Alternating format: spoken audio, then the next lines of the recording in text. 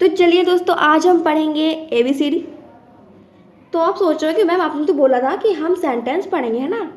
भाई वीडियो की स्क्रीन पर तो दिख रहा था सेंटेंस पढ़ेंगे, बट आप तो ABCD पढ़ाने वाले हो। हम तो भी बड़े हो, हमें ABCD आती है, हम क्यों ABCD पढ़ेंगे।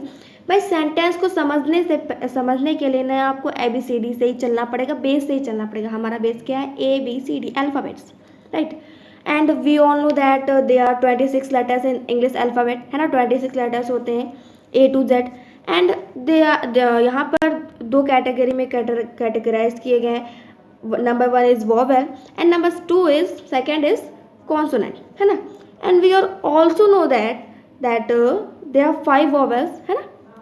That is A, E, I, O, U. These are 5 vowels in English alphabet. So A, E, I, O, U तो vowels हो गए। तो इनके जो बाकी के बचे हुए ना remaining 21 letters are called consonant. So अभी हमने लिया है GOD, है ना। ये Z है, ये भी एक लेटर है, O भी लेटर है, D भी लेटर है ना। ये लेटर्स तो है, okay. And when we add them, या फिर कह दो कंबाइन, है ना। जब इनको एक मिलाएंगे, एक दूसरे से कंबाइन कर देंगे तो क्या बनता है? God, right. सो अब तो ये लेटर नहीं रहा ना, क्योंकि लेटर तो सिंगल होता है, ABCD ये लेटर्स होते हैं, बट इनसे अब कंबाइन होकर क्या बना? Word, right. तो हमने क्या देखा कि लेटर्स को कंबाइन करने से हमें क्या मिलता है? वर्ड। क्या हम केवल वॉवेल से ही कोई वर्ड बना सकते हैं? बिल्कुल नहीं। क्या हम केवल कॉन्सोनेंट से वर्ड बना सकते हैं? वो ही बिल्कुल नहीं। हमें वॉवेल और कॉन्सोनेंट दोनों की ही ज़रूरत पड़ेगी एक वर्ड को बनाने के लिए, है ना, फॉर मेकिंग अ वर्ड। जैसे एग्जाम्पल यही देख लीजिए, GOD, G और D यहाँ पर कॉन्सोनेंट है, but God, GOD sorry God word को बनाने के लिए हमें क्या चाहिए हुआ? O। ये वॉवेल O चाहिए ही हुआ, है ना। तो ऐसा कोई भी वर्ड नहीं है। हाँ, यहाँ पर एक वर्ड है डी, है ना। ये इसमें क्या है? इसमें अब यहाँ पर कोई भी वॉवेल नहीं, आप सोच रहे होंगे तो क्या यहाँ पे माना गया है? यहाँ पे ऐसा माना जाता है जो ये वाई है ना, वाई, ये वॉवेल का यहाँ पर काम कर रहा है ना, क्योंकि यहाँ पे ये मिड में आया ना, तो वैसे यहाँ पे बोल दिया गया है कि ये वाई जो है वॉवेल का काम कर रहा है। तो यहाँ पे हमें क्या कंक्लूजन मिलता है कि ऐसा कोई भी इसके अलावा ऐसा कोई भी वर्ड नहीं है जो केवल वॉवेल या केवल कॉन्सोनेंट के बना। ओके, तो ये तो हमें क्लियर हो गया। लेकिन अगर हम वर्ड्स को कंबाइन करें तब क्या होगा? भाई अभी हमने लेटर्स को कंबाइन किया तो हमें वर्ड्स मिल गए। अगर हम वर्ड्स को कंबाइन करें तो हमें क्या मिलेगा? व्हाट वी विल गेट, है ना। सो हम देखते हैं। अच्छा चलिए हम लिखते हैं, एक लिखते हैं, गॉड इज, है ना। ये दो वर्ड्स हुए। एक और लिख लेते हैं, ग्रेट, है ना। बहुत सारे वर्ड्स हो सकते हैं, so many there. So God is great, है ना। यहाँ पर ये वर्ड्स हो गए। जब तक यहाँ पर कॉमा लगा है तब तक ये वर्ड्स तो ही हैं, ठीक है। लेकिन अगर हम इनको कंबाइन कर दे तो क्या होगा, है ना। अगर हम इनको कंबाइन कर दे तो क्या होगा? अब भाई इतना अगर हम रखें तो ये कंबाइंड ही तो हो गया। God is great. अब क्या हुआ? God is great. तो यहाँ पर क्या हुआ? गॉड इज ग्रेट, ईश्वर महान है ना। तो ये क्या हुआ? यही तो है हमारा सेंटेंस भाई, यही तो है हमारा sentence. So when we combine the words we will get sentence. अब आपको मैं एक बात बता दूं, अभी तक अगर हम यहाँ पर केवल और केवल गॉड को देखें, है ना, इस वर्ड को, तो हमें क्या कोई कंप्लीट सेंस मिल रहा है? नहीं मिल रहा। हमें एक इनकम्प्लीट सेंस मिल रहा है। बस हमें ये पता चल रहा है यहाँ पर गॉड वर्ड ईश्वर। बट अगर हम यहाँ पर पूरा का पूरा देख रहे हैं तो हमें क्या पता है? गॉड इज ग्रेट, ईश्वर महान है। तो यहाँ पर एक हमें पूरा का पूरा कंप्लीट सेंस मिल रहा है। तो हम क्या कह सकते हैं? We can say a group of words which makes a complete sense is called a sentence. अब हमें ये तो क्लियर पता ही है कि एक ग्रुप ऑफ वर्ड्स, क्योंकि वर्ड्स को कंबाइन करने से ही सेंटेंस बनता है। तो एक group of words which makes a complete sense, है ना, जो कंप्लीट सेंस हमें मेक्स अ कंप्लीट सेंस बनाता हो, है ना, व्यक्त हो रहा हो जहाँ पर, इज कॉल्ड अ सेंटेंस, है ना। अब ये सेंटेंस तो हुआ। अब सेंटेंस के भी 5 टाइप्स होते हैं, है ना। वो कौन कौन से होते हैं देखते हैं। सो यहाँ पर अलग अलग जो प्रकार के भावों के आधार पर ये 5 टाइप्स होते हैं। जैसे कि नंबर 1 है असर्टिव सेंटेंस, है ना, एंड नंबर 2 है इंट्रोगेटिव सेंटेंस, थर्ड है इम्परेटिव सेंटेंस, फोर्थ है एक्सक्लेमेटिव सेंटेंस, फिफ्थ है ऑप्टेटिव सेंटेंस। सो हम एक एक करके पढ़ेंगे इन्हें। चलिए पढ़ते हैं first assertive sentence. Assertive sentence क्या होता है? ये होता है ना स्टेटमेंट, है ना, जब भी हम कोई स्टेटमेंट कर देते हैं ना, स्टेटमेंट वाली कोई बातें होती है, जैसे अब स्टेटमेंट कैसे, रामघर जाता है, रामघर नहीं जाता है, सीता पुस्तक पढ़ती है, सीता गाना गाती है ना, और कमला बीमार है, और या फिर कुछ भी ऐसे जो भी स्टेटमेंट वाले सेंटेंसेस होते हैं वो क्या कहलाते हैं? Assertive sentences. अब आपने एक बात तो देखी कि भाई यहाँ पर रामघर जाता है और रामघर नहीं जाता है, यहाँ पर तो 2 सेंटेंसेस आ रहे हैं ना। सो यही तो ये बात, असर्टिव सेंटेंस के भी 2 टाइप्स होते हैं, number 1 affirmative and number 2 negative. Affirmative जैसे रामघर जाता है, यहाँ पर पॉजिटिव, है ना, पॉजिटिव यहाँ पर सेंटेंस होगा, एंड रामघर नहीं जाता तो यहाँ पर क्या है? नेगेटिव सेंटेंस, है ना, जहाँ पर नॉट लग गया वहाँ पर नेगेटिव। ये तो क्लियर हुआ ना। चलिए तो इसका एग्जाम्पल देखिए। For example Hari reads a book, Hari किताब पढ़ता है, हरी एक पुस्तक पढ़ता है, and Ram is not present, Ram उपस्थित नहीं है ना, Ram is not present in the class, in his class, है ना, राम उसकी क्लास में उपस्थित नहीं है ना। तो ये क्या हुआ? असर्टिव सेंटेंस का अफर्मेटिव नेगेटिव क्लियर हुआ। हम जल्दी से पढ़ते सेकंड, है ना, समझ आ रहा है ना। अगर आपको अच्छा लग रहा है तो प्लीज़ हमारी वीडियो को लाइक करें और चैनल को सब्सक्राइब जरूर करें, है ना। तो चलिए अब सेकंड पढ़ते हैं इंट्रोगेटिव सेंटेंस। इंट्रोगेटिव सेंटेंस क्या होता है? अब हमें पता ही है इंट्रोगेटिव सेंटेंस क्या होता है भाई, जहाँ पर क्वेश्चन मार्क आ जाए, मतलब आपसे कोई क्वेश्चन पूछ दिया गया, पक्का पूछ दिया गया कि तुम्हारे पास ये फ़ोन कैसे आया, ये तुम्हारे पास फ़ोन कैसे आया, तुम फ़ोन में क्या कर रहे थे भाई, आप तो गेम खेल रहे थे, है ना। लेकिन अब आपसे मम्मी ने पूछ दिया, पापा ने पूछ दिया कि ये फ़ोन में तुम क्या कर रहे थे, क्वेश्चन जरूर आ गया, समझ लेना जहाँ पर भी आ जाए, है ना। मजाक कर रही थी वैसे मैं, ऐसा होता है क्योंकि हम लोग गेम खेलते हैं, मम्मी पापा पूछते फ़ोन में क्या कर रहे थे, पढ़ाई कर रहे थे, है ना। चलिए बहुत हुआ मजाक। अब पढ़ते हैं इंट्रोगेटिव सेंटेंस। इंट्रोगेटिव सेंटेंस में क्या होता है भाई? इंट्रोगेटिव सेंटेंसेस में क्वेश्चन, जब भी किसी से मतलब क्वेश्चन पुट अप हो रहा हो ना, हमसे क्वेश्चन पुट किया जा रहा हो, तो क्या होता है? वो इंट्रोगेटिव सेंटेंस होता है। इंट्रोगेटिव सेंटेंस भी 2 टाइप्स के होते हैं, ऑब्वियसली 2 टाइप्स के होते हैं। अब इंट्रोगेटिव फर्स्ट क्या होता है? जो इंट्रोगेटिव फर्स्ट होता है उसमें क्या होता है, हम किसी भी क्वेश्चन का आंसर येस और नो में दे सकते हैं। विश्वास नहीं हो रहा? देख लीजिए। अच्छा मैं आपसे पूछ दूँ, क्या आप मेरा वीडियो देख रहे हैं? तो आप क्या बोलोगे? यस और नो, यही तो बोलेंगे ना, हाँ या नहीं। तो फिर है ना पक्की बात। तो यही तो है कि इसमें क्या है, हम यस और नो में आंसर देते हैं, यस और नो, है ना। अब WH interrogative question word.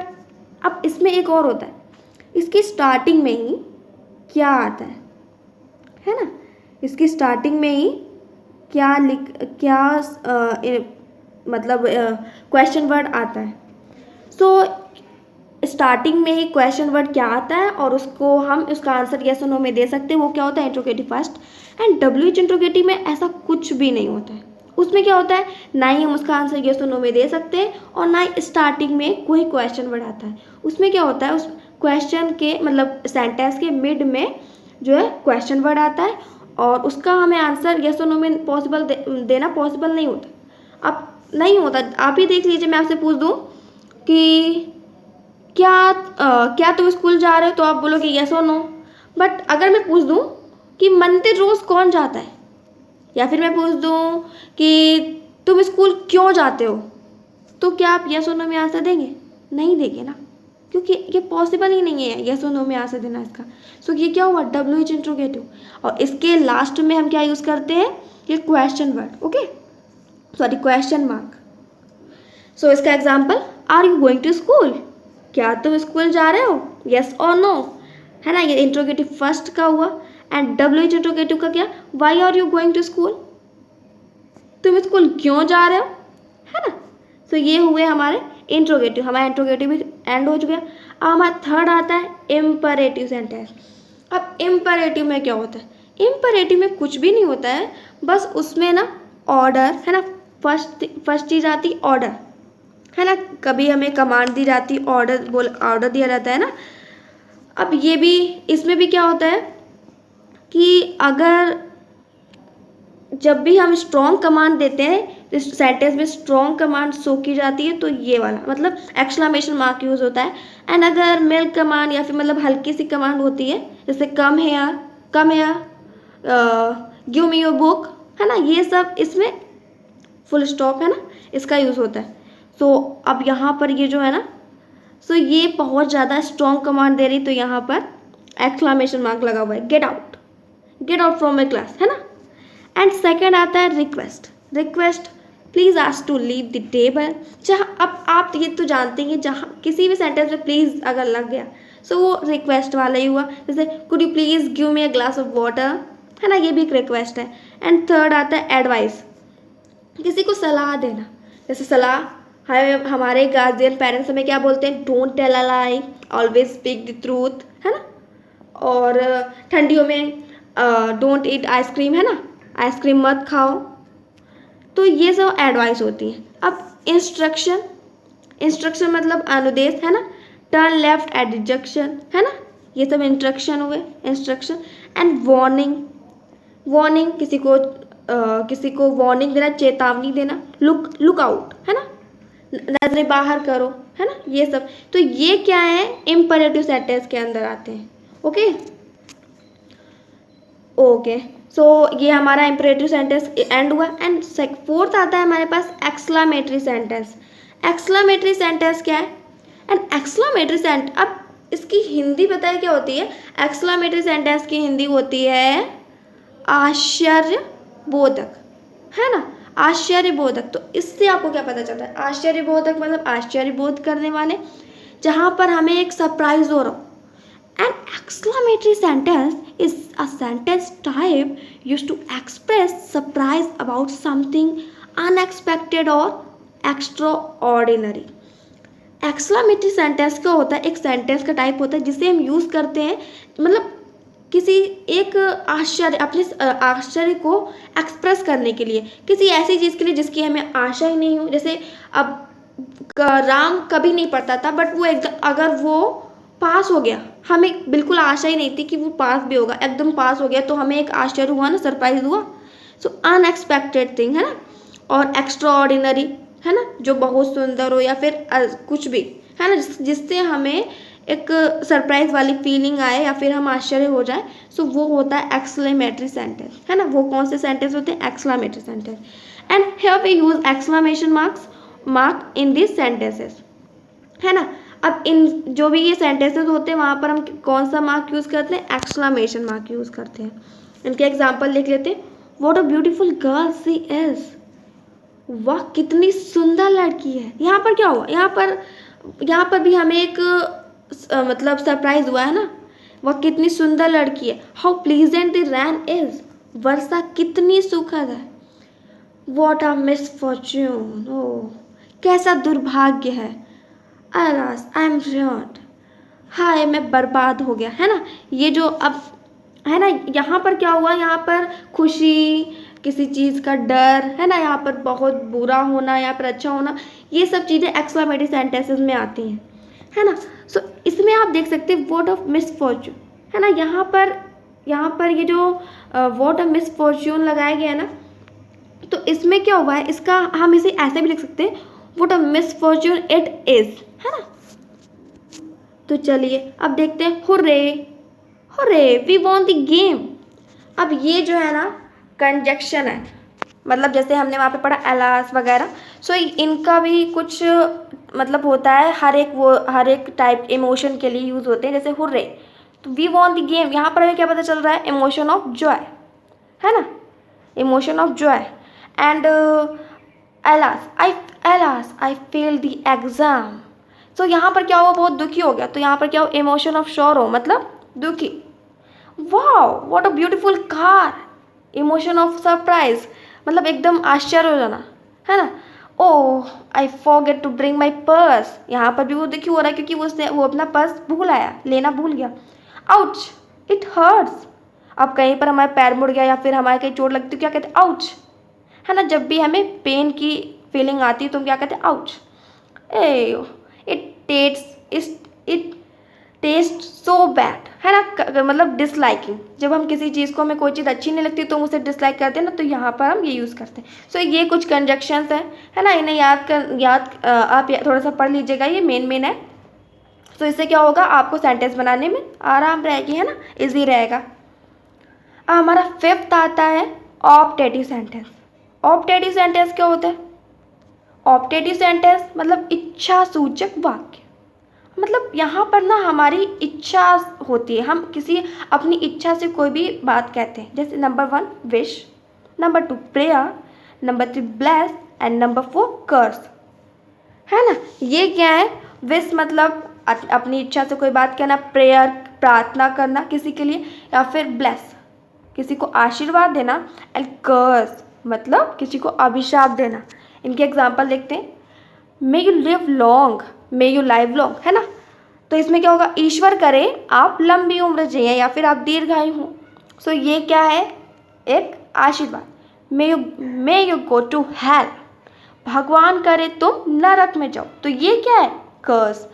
And long live our king, तो यहाँ पर हम प्रजा जो है अपने राजा के लिए ये बात कह रही, तो मतलब वहाँ पर ये इच्छा है, वो अपनी इच्छा से ये बात कह रहा है, तो यहाँ पर ये हुआ, है ना। इन दीज सेंटेंसेस ना वी, देखिए यहाँ पर क्या होता है, जो ऑप्टेटिव सेंटेंसेस होते हैं उनके स्टार्टिंग में जो मे होता है ना, मे, ये जो मे है ये हम हेल्पिंग वर्ब कि as a helping verb use करते हैं। तो यहाँ पर आप सोच रहे हैं यहाँ पर तो हमने हेल्पिंग वर्ब यूज़ ही नहीं की, लॉन्ग लाइव वर्किंग। यहाँ पर शॉर्ट फॉर्म है तो हम ऐसा सोच लेते हैं कि इसका जो रियल या फिर सही मायने में जो भी सेंटेंस होगा वो वहाँ पर क्या होगा, मे आवर किंग लाइव लॉन्ग, है ना, मे आवर किंग लिव लॉन्ग। सो यहाँ पर क्या होगा, मे आवर किंग लिव लॉन्ग। सो ये हुआ ना। सो अब तो क्लियर हो गया सेंटेंस एकदम से। तो ये थे हमारे कुछ भाव, है ना, कुछ जो एक्सप्रेशन होते हैं उनके अकॉर्डिंग सेंटेंस के टाइप्स। सो अब हमारे सेंटेंस एंड हो चुके हैं, ठीक है। सो आई होप आपको बिल्कुल अच्छे से समझ में आया। लास्ट में मैं आपको मैंने एक्सरसाइज दे दी है, आप उसे ज़रूर सॉल्व करिएगा, आपको और अच्छे से क्लियर हो जाएगा। Thank you.